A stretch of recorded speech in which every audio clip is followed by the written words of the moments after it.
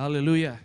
Now, brothers and sisters, we praise God kay siyempre December naman, no, nahuman na nato ato ang preaching series, no, previous preaching series nato, Multiplying Prayer Life. And we praise God with the outcome, no, nga namuhat ang Ginoo dili lang sa wali, also sa ganing kinasing-kasing nga pag-relay sa mensahe sa Ginoo. And we praise God kay gibless niya, no, ang church. O karon igsuon ang ato ang prayer meeting, almost 50 na ang nag-appeal sa ato ang prayer meeting.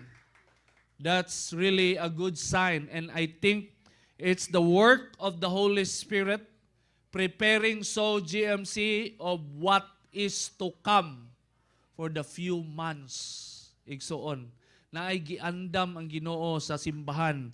Mao nang kay naaman siya giandam ihatag sa simbahan, igsuon ihasang andamon, igsoon ang vessel kung ready ba sa panalangin nga iyahang gi-prepare. And we praise God na pinaagi sa iyahang grasya, no, iyahang yutang gipaboran, og ang resulta na problema ta kay ni gamay ang lugar sis Brenda. Ang libre nga lugar ni gamay, no? Nailisa nag-aircon pero pag mubuga na gani ang mga power sa mga sewers, no, muinit og kalit.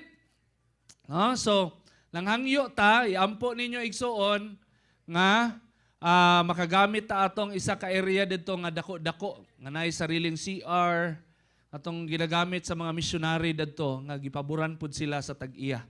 So, iampo nato nga nagyapo ipabor sa ato, whatever, unsa may desisyon sa tag-iya. Gina-hope nato nga mobalhin tag dako-dako nga lugar para sa ato ang prayer meeting. Amen? So, grabe ang outcome. And so right now, we will have a mini-series for the Christmas season. I entitled it, Understanding the Biblical Symbols of Christmas. That's our mini-series for December. And so, ato ang goal igsoon, gusto nato tukion unsa ning mga biblical symbols, very powerful symbols na pag ma-relay ang mensahe igsoon na ay kabag-uhan, og na ay dako nga challenge hagit sa mga Kristohanon, og naay opportunity sa kalibutan nga makasabot sa tinuod nga mensahe sa Pasko. Munang ato ang tagaag pagpasabot unsa ning mga biblical symbols nga makita nato every time na ay Pasko. Igsoon. So ang pinakauna nga topic nga ato ang hisgutan is the baby in the manger. No, this is the icon of Christmas. No, Jesus as the icon of Christmas. But question, why is it the secularized Christmas wants to get rid with this symbol? Nga naman igsuon, nga panahon sa Pasko, no, mutanaw ka sa mga malls, mao man ay missing igsuon. The baby in a manger. It's very simple symbol. Pero missing. Natoy time nga nangita ko kaning baby in a manger, nga decorations Pasko, adto kog Gmall, tanaw ko sa mga mall. Haskang lisura mangita igsoon. Pero naong kay ni Santa Claus, haskang daghana. Namoy decoration nga walay Santa Claus, wala man sir. Puro na ay Santa. No, ngita jud kog baby na manger para musubay gyud ba sa ato ang mabasa ba, di ba? No, kay wa mo kitay mabasa nga Santa Claus. No, wa mo tay mabasa nga reindeer, snowman. Wala man gyud. Pero katong mga biblical symbols, labi na ni the icon, no, diha no maglisod kag pangita igsoon ang secularized Christmas, which is it's a holiday season. So mo ni ilang giwala, no? Mo ni ilang giwala igsoon. No, kana Christmas still a Christmas without the baby in a manger? It's impossible. How can we celebrate Christmas? How can we celebrate the holiday without the baby Jesus at the center? So let's read in Luke chapter 2, verse 1 to 14. This is the account of the birth of Jesus. It's a very common verse, pero nindot kaini siya nga i-reminisce. From time to time, every year, mahisgutan na to ni kay December, mampud ta magwali og Christmas. Amen? Di ba ta magwali Christmas panahon sa February? No? Lahi man yun, December man yun. So ay mo reklamo ha nga parihar ang ato ang ninabasa. No? Art lang yun ni. Butangan na to art. Now in verse 1, at the time the Roman Emperor Augustus decreed that a census should be taken throughout the Roman Empire. This was the first census taken when Quirinius was governor of Syria. all returned to their own ancestral towns to register for the census. And because Joseph was a descendant of King David, he had to go to Bethlehem in Judea, David's ancient home. You see that? Ang prophecy, ang Messiah, ipanganak sa Bethlehem.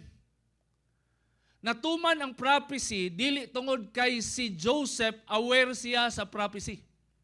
Sabtan niyo, Igsoon, unsa ka amazing ang Ginoo. Kay kung aware si Joseph, nga, uy, Messiah, bayaning akong ang kaning ianak ni Mary. So dapat, manganak ni siya dito sa Bethlehem. Wala sila kaunahunaan na Igsoon. Kung karon pa na, maro-maro, tirada, kay mga propeta ron, kuya man kayo, maro man dyan kayo. Magsige man dyan ingon, nga na ay bagyo mo abot sa Pilipinas. Ya, grabe as ka man, sobra 20, ba ang bagyo sa Pilipinas kada tuig Igsoon. Na ay linog mahitabo sa Davao. Sige, maglinog sa mga maro kay mga propeta karon mga panahon na Igsoon. Kay mga warta lang yun. Gusto mo gain of followers. Pero what you see, the biblical prophecy, giunsa siya pag-orchestrate sa Ginoo, ang mga vessel, wala sila anang motibo nga dapat matuman ni kay umaulawan ng Ginoo pag di ni matuman. Wala sa nagunahuna na. Ang sitwasyon mo'y nitukmod kanila nga moadto sa Bethlehem. Kaya kayo, tungod sa census. So ni uli, si Joseph, timingan pa yun. Wala may hangyo. Wala may ingon nga, except sa mga buntis, di pwede mo uli. Moadto sa ilang lugar, kay buntis baya. Walay exemption. Mabuntis man ka, wala imong asawa, unsa man imong situation, walay exemption, kinahanglan ka mauli kung asa jud ka na belong. So appeal si Joseph ug si Mary. Nisunod sila sa mando sa secular government. Kaya kay so, no? Yung ka, pastor, may pakialam ang ginawa ng gobyerno. Kay trabaho ng gobyerno, mga politician, mga iwi kay kurap kayo. Grabe ang issue sa gobyerno. Grabe, unsa na lang ni sa panahon nila, Joseph. Grabe ang sistema sa korupsyon. Grabe ang opresyon. Mupatay yung tao, i-crucify, unana yun kagrusam, mga barbarian, magpinatsanay, pakpakan, premyuhan. Unana ang gobyerno that time, pero kuyaw kayo igsoon, namuhat ang Diyos. Amen? So mo lang ikaw isip Kristohanon, ayaw ilimit ang gahom sa Ginoo. Nagtuo kag di mamuhat ang Ginoo kung si BBM ang president. Namuhat ang Ginoo. Kinsa may nagpapriso ni Kibuloy. Diba? Kinsa may nagpa-expose karon sa mga corruption, pugo, kinsa may niundang ana, dugay naman kayo na sa Pilipinas ng pugo. I'm not BBM, wadyo ko niboto siya. Kamu ramay niboto po siya sad. BBM Sara. Sablay lagi kay na si Akba. Sayang. Nindot untay lang tandem. No? So makita nato iso namuhat ang Dios. No, and because Joseph was a descendant of King David, he had to go to Bethlehem in Judea, David's ancient home. He traveled there from the village of Nazareth in Galilee. He took with him Mary, to whom he was engaged and who was now expecting a child. And while they were there, the time came for her baby to be born. She gave birth to her firstborn son. She wrapped him snugly, tightly, comfortably in strips of cloth and laid him in a manger because there was no lodging available for them. Hinungdan nganong si Kristo, nganong si Mary nanganak sa manger, dili tungod kay wala sila'y kwarta. Hinumdumi na igsoon. Naa sila'y kwarta. Maka-afford sila og maternity clinic. No, may maternity clinic rasyana dito. Dabodok di ay mas palabuan mi pastora, no wala man kan. No, kung naay dabodok unsay naa didto. Ang problema puno-puno. So naa sila sa manger. Mao nay rason igsoon dili tungod kay pobre sila. Amen? No? Now, verse 8, that night there were shepherds staying in the fields nearby, guarding their flocks of sheep. Suddenly an angel of the Lord appeared among them, and the radiance of the Lord's glory surrounded them. They were terrified, but the angel reassured them. Don't be afraid, he said. I bring you good news that will bring great joy to all people. The Savior, yes, the Messiah, the Lord, has been born today in Bethlehem, the city of David, and you will recognize him by this sign. You will find a baby wrapped snugly in strips of cloth, lying in a manger. Suddenly, the angel was joined by a vast of hosts of others, the armies of heaven, praising God and saying, "Glory to God in highest heaven, and peace on earth to those with whom God is pleased." The confirmation of God's plan. Kuya kay Ikson, si Joseph o si Mary, unknowingly, wala nila tuyua, kailangan nila mauli sa Bethlehem. Kay, tungod sa census. Tungod kay ang secular, wicked government, nag-declare og census. Og tungod sa census nga gi-declare, natuman ang kasulatan nga si Kristo, ang Mesiyas, ipanganak sa Bethlehem. Karon, in the other side of the world, gi-confirm sa Ginoo ang katuyuan, ang fulfillment, pinaagi sa kinabuhi sa mga shepherd sa dihang nakita nila ang mga anghel nga nagdala og mensahe. Kung imong tanawon igsoon, that's how God works. Mugamit siya og tao, mugamit siya og ubang tao para mo confirm sa katuyuan. In other words, there is no private revelation. Igsoon. Uso ba yan na karon? Di ba? Isa ra ka tawo ang gipadaygan, isa ra ka tawo nakadungog sa pulong, isa ra ka tawo ang nakakita sa vision, isa ra ka tawo ang nakasabot sa interpretation sa vision, isa ra sad ka tawo ang niingon, walay confirmation. Maunay trend sa mga false prophet o false teachers. Kita ninyo? Pero ang Ginoo lahi. Gamiton niya ning duha, Joseph and Mary, tapos padaygan niya ang mga shepherds nga wala kaila kay Joseph o kay Mary. Nakuha ninyo? No? Kaya ang Ginoo. Nga naman, kailangan na buhaton sa Ginoo just to balance the revelation and the leading of the Spirit of God. Para mo confirm, para makaingon nga wala gimugna-mugna, wala gibuhat-buhat, nahitabo yun by the will of God. Amen? No? So it will give us a sound understanding of how we recognize and follow God's revelation. Now I have 3 points to share. The baby in the manger reminds us 3 things about God. No, muna importante kayo pag makita tag the baby in the manger or the baby Jesus, muna mo remind sa tuwa. Tulo lang kabok akong i-share. First is purity. Diba? Pag mutanaw ka og bata, bagong panganak. Oh, laki sa may bata diri pag ano ko pwede manghiram sa picture ni Zevin. Mo text ako ni kuan ba? Kaya mo akong ipakita, no? Or picture ba sa anak ni Jem. No? Pag mutanaw ka og bata, grabe. Ang number 1 mo ma-recognize, grabe, cuteness overload. Cute to kayo. Lami kay kusion. Pero bawal. No? Kayong ka cute to kayo. No? And then imo pag yung palawman ang appreciation, kayong ka grabe ka pure, bataa. Grabe ka pure. Motong sa diyang nigianak bitaw si Bella. Ang unang giingon jud, gi-declare sa midwife, "Welcome to the ugly world." Kalamdam ka daw, ha? Oh, bitter man kaayo kay way love life niya pagkaman. No, gi-scam, gamay ra siya income. No? Mo'y giingon ba, "Welcome to the ugly world." Grabiha sa doy. Tanaw kas bata, cute jud kaayo. Pure kaayo. Kayong tanaw ka, kung daghang kag problema, tanawa ang bata. Mawala yung mga problema, bakit wag yun siya problema. Pag malibang siya, pag mag-poop siya, ikaw ang problema, dili siya. Wala yun siya problema. Oh, grabe, overload yun. Purity. Nindot siya kayo. Ang kaputli, maugi una ni mong ma-recognize mo na importante kayo, nga naana siya sa Pasko. Kaya mo na yung set sa atmosphere.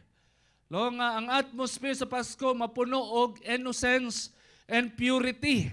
No, kung basahon na to sa 1 John chapter 3 verse 3, gingon dinhi, "In everyone who has this hope, that is the hope of sharing the glory with Jesus for eternity and to become like Him."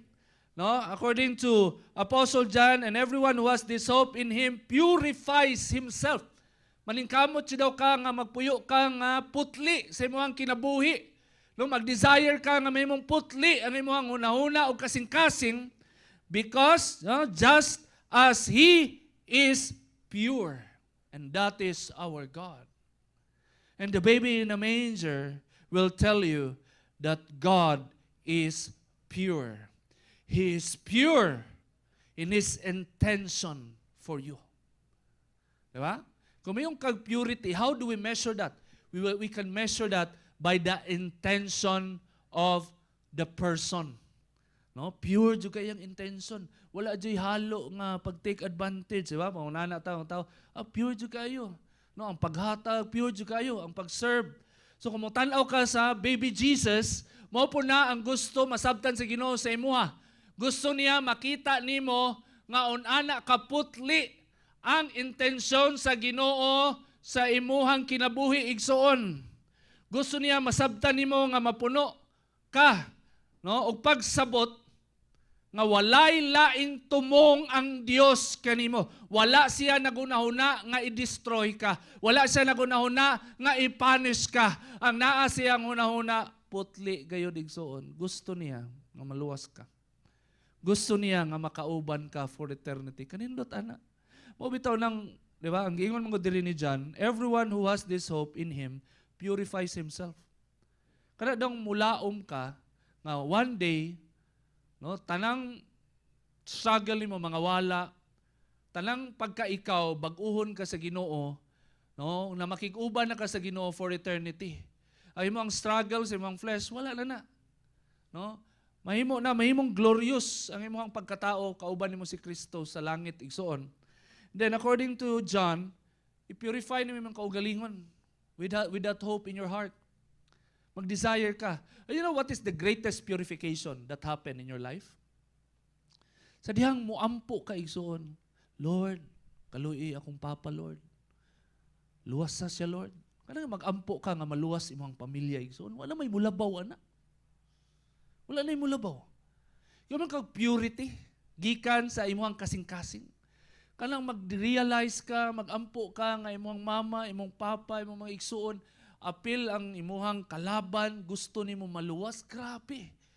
You are purifying yourself. You are preparing yourself for eternal glory. That you are preparing yourself for the glory that Christ prepared for you. Huh? It happened because He is pure. Our God, the God that we serve is pure. And He is teaching you to become pure also. And that purity must be established in every Christmas season. So ang baby Jesus mo na mutabang og remind sa atoa nga unana kaputli ang intensyon, ang kasing-kasing sa Dios alang sa katawhan sa kalibutan. Grabe. Very pure. Walay halo nga atik-atik. Walay halo nga pretensions. Walay halo nga kangit-ngit igsoon. No? Pure jud. No? Thoughts to keep. The baby in a manger reveals the pureness of God's intention for humanity. No? Grabe kaputli ang desire sa Ginoo para sa katawhan.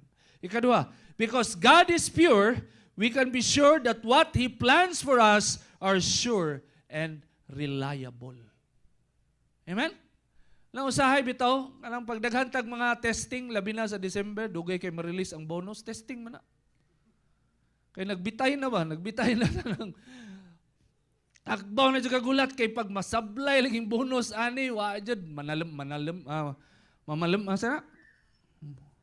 manampiling yung ka panahon sa Noche Buena. No? Manampiling yung ka. No? Lain mga testing sa kinabuhi. Igsoon. Pero, kung kabalo ka nga putli di ay ang Dios ug ang iyang desire sa imuha walay halo nga atik-atik, makasalig ka, no? Nga siya igsoon di siya mag-fail, reliable gyud siya. No? Una na ato ang Ginoo, mo na ato ang giserve igsoon. No? And the baby Jesus in the manger will remind us that the intention of God is as pure as the baby in the manger. Amen? Nindot kayo, panahon sa Pasko, kita nimo. So diha sa nimo mabalance ang imong celebration.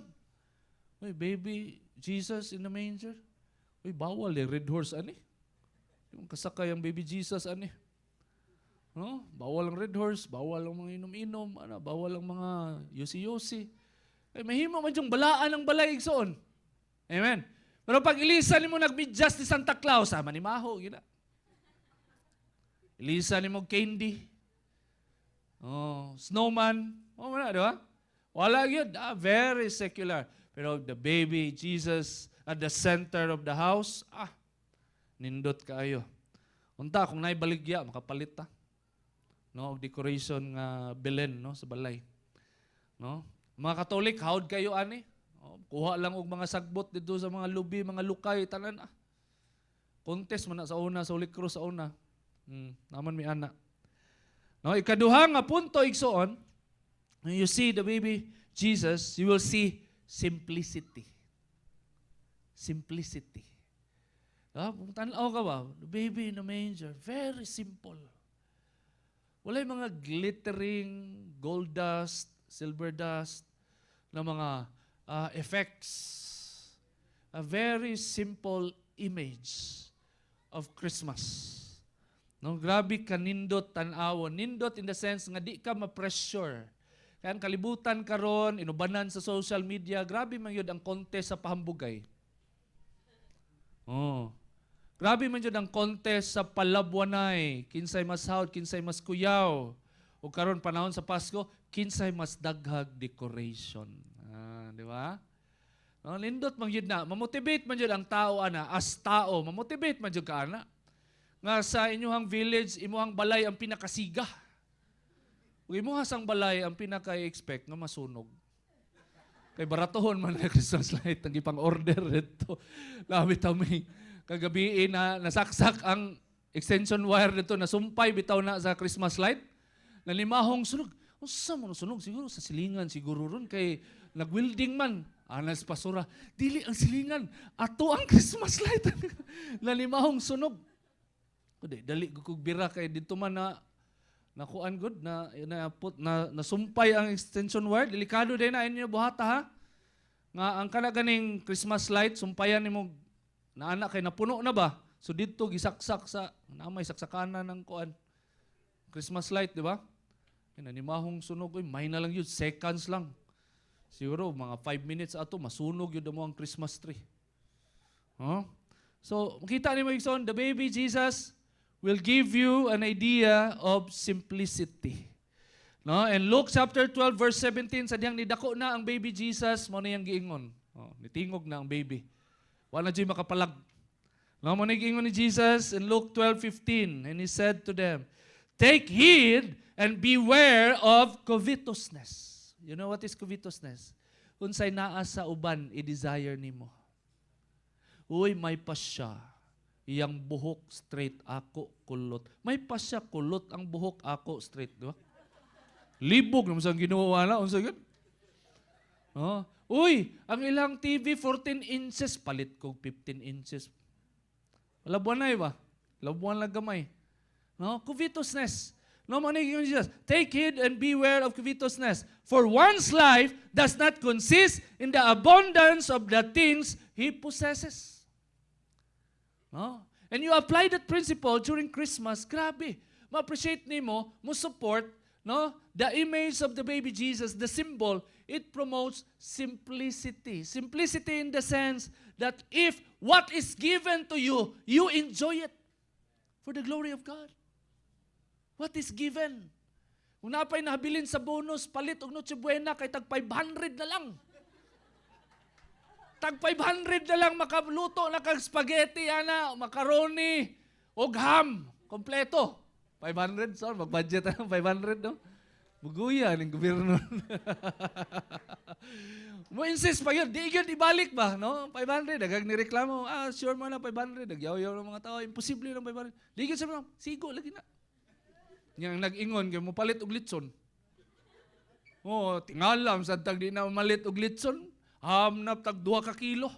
Ang isa ka, ang 1/4 ba nga ham, igsoon, almost 500 na ko na.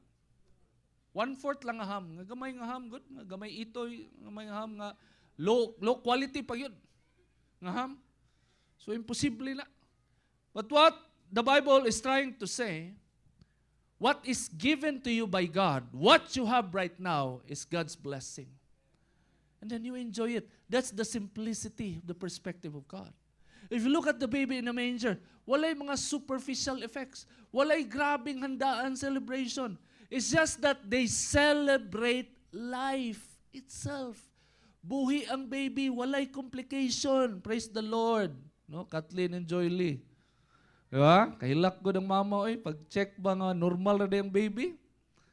Oh, ano, you appreciate the gift of life. And that's really matters. No? Daghan kag kwarta tanan pero, di ba? Wala kay life nga gipuy-an, wala kay gi-enjoy nga kinabuhi, everything will just walay value sa imuha. Prone maghikog, ma-depress naman because if you don't value the gift of life that God has given you, then you have no life at all. Amen. No, simplicity. No, grabe kaayo gi-confirm sa Ginoo. So unsay naa ka, value it. No, in the time of celebration, Christmas season, kung maka-afford ka og Noche Buena, standard Noche Buena, then do it. No, ayaw pud pag kinuripot diha. No, signa ako kay kwartaan, ingon si pastor simplicity, ipon pa mo. Ayaw sad kijir sa kay ka. No, pag celebrate jud, akong pasat, kung unsay naa gi-provide sa Ginoo and then you want to enjoy the season, do it. Then if you can share to everyone, then do it. No? Simple celebration, okay na kayo na. Kung naa kay ika-celebrate better para sa imuha, then celebrate. Ayaw lang panghambog. Kay nag-struggle lang kaniyang uban, napad yung bugiro diya social media.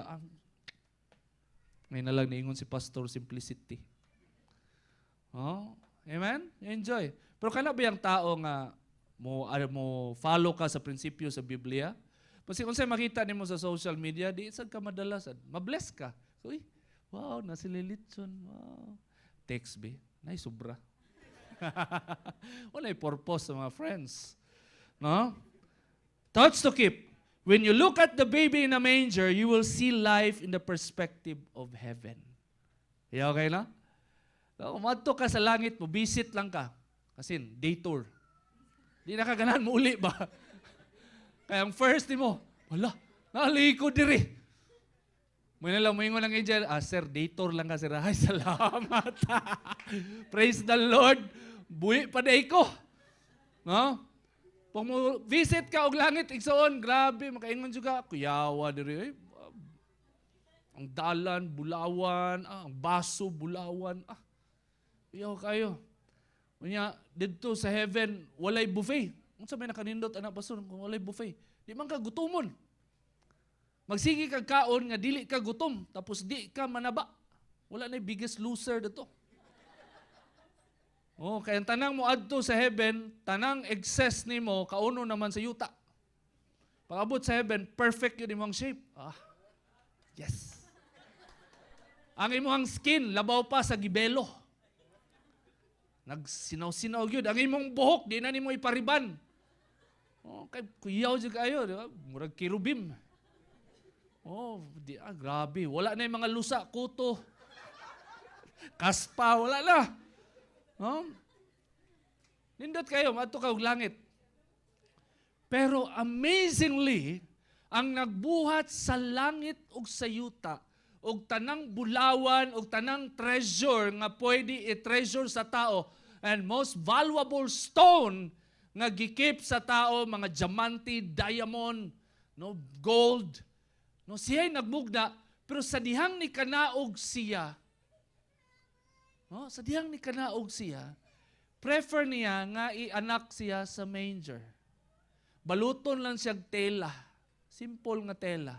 Ibutang siya sa pasungan. Kuyaw kay na ison, sabta na, unsa na nga mentality. That's the perspective of heaven with regards to wealth. Nga unsay gi-consider sa kalibutan nga bililhon, walay bili sa Dios. Unsay pinaka-importante sa Dios, walay bili sa kalibutan. Baliktad gyud na siya igsuon. Amen? No? Simplicity. Para sa tuwa simple, pero para sa Dios, that's the greatest treasure of heaven. To have Jesus, no, in this earth. Amen? Amazing. No? The gift of life, second, the gift of life is far more important than the things that exist in this material world. Gusto ipa-appreciate sa Ginoo nga ang gasa sa kinabuhi walay makalabaw if you will compare it to material things. Mga material nga butang. Hantod karon di gyapon masabtan sa tao kay abi lagi sa tao nga unsay naa siya mga material nga butang maunay mo determine sa value siyang kinabuhi. Unsa kadaghan ang imong sapatos, unsa kadaghan ang imong sandal bag, mga collections nimo, mao na imong value perspective nga the more daghan ka ani mga butanga, the more valuable ang imuhang paminaw. That is very, very wrong. In the perspective of heaven, the life that came from heaven, and that is Jesus, the giver of life, is the greatest treasure of all times. Amen? So, if you have Jesus, and you have nothing, material things in this world, you are still the most happy person. Amen? Ikaw, unsa ka simple, masimpag napaungan mong suga, unsa may nitabuan na panahon sa Pasko. No, pag naa kay Kristo igsoon, everything is beautiful.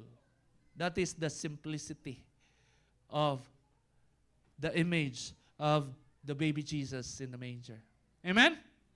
Amen. Mubalik ta diha. Amen?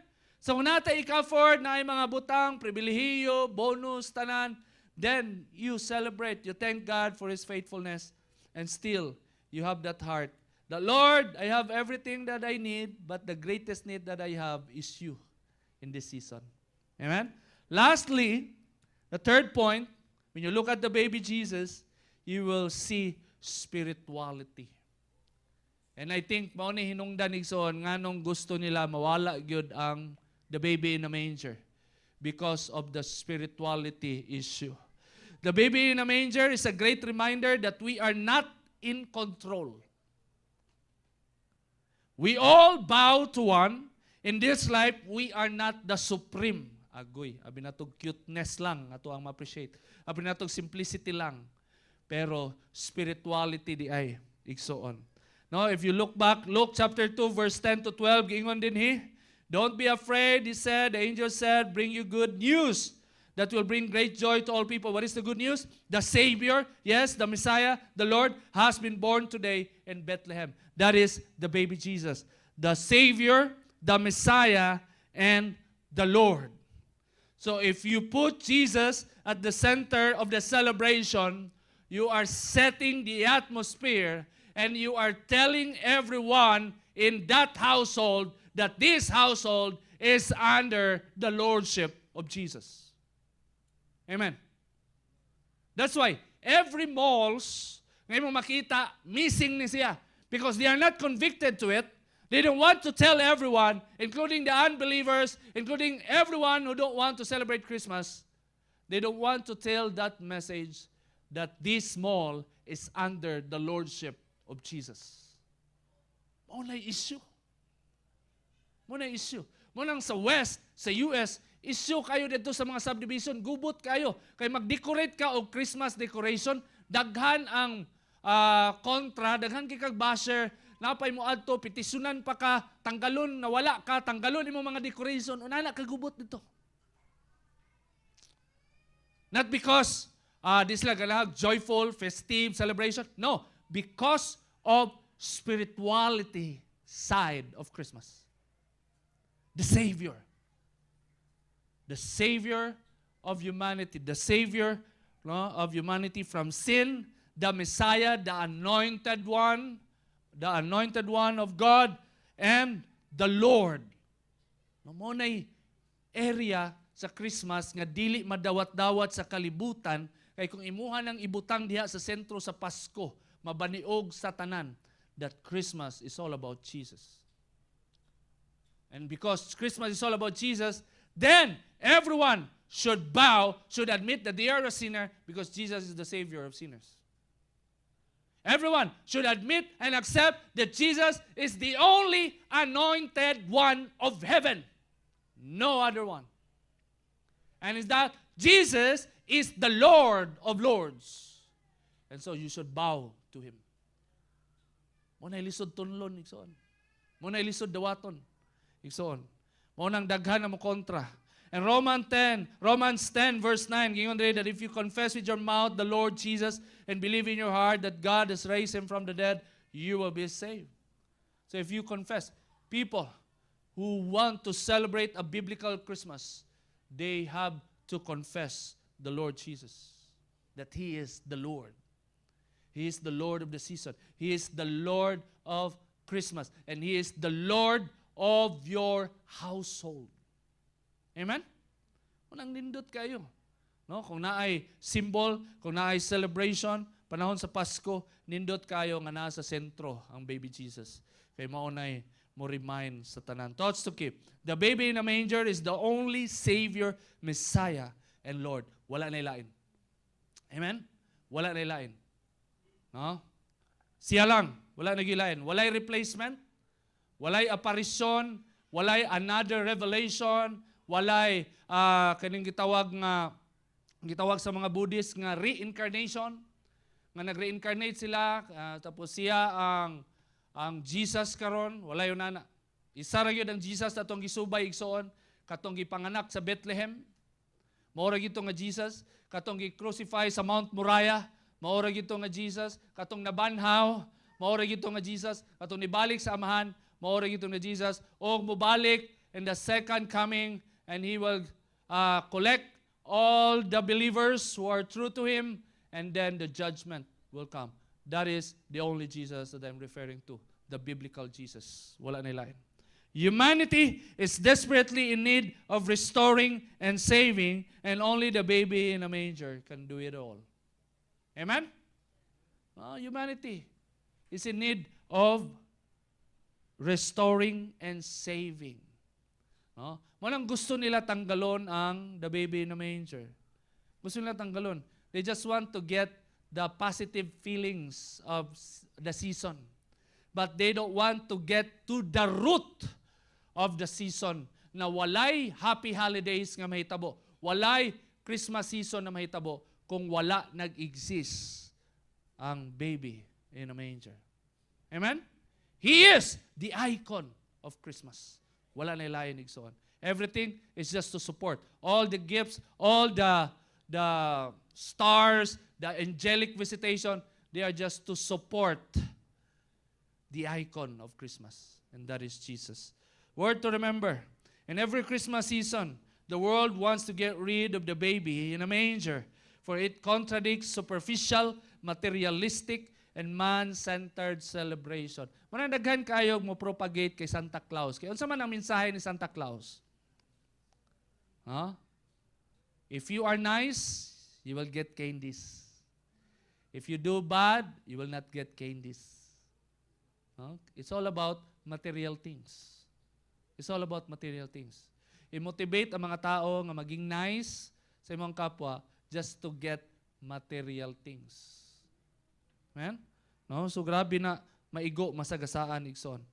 No? If everyone will just put Jesus as the center of the season, meaningful and life-changing celebration will begin to grow. Mo na sikreto. Revival mahitabo panahon sa Pasko. Tinuod na siya. Gibuhat na ko na. Panahon sa Pasko, Bible study. Panahon sa Pasko, prayer meeting. Mag-pray ang matag household. Walay gitara, prayer lang, pasalamat sa tanang panalangin, and then prayer para sa family. It's just a simple prayer, making Jesus at the center of the season. Every Christmas, kinabuhat yun na muna sa una. And ang effect, igsoon, grabe, di mo ma-measure. Unsay effect? If tanang Kristiyano, buhato na, grabe ang revival mahitabo in every household, igsoon. Because Jesus already set the atmosphere nga tanang tao, whether they like Jesus or not, they have to celebrate the season. So it's a good opportunity. For all the sowers, I encourage you, panahon sa Pasko, December 24, pag-initiate, i-ask imong parents or tanang family members sa household na bago mo mangaon sa inyong Noche Buena, mag-pray mo isa-isa.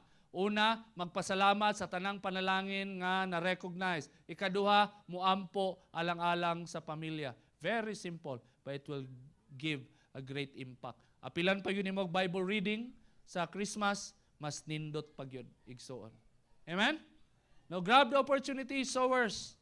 Do it in your family. Tanaw na ito, igsoon, mabless sila. Pinasahi nga Pasko. No? Nga mahitabo sa imong household. Let us all stand.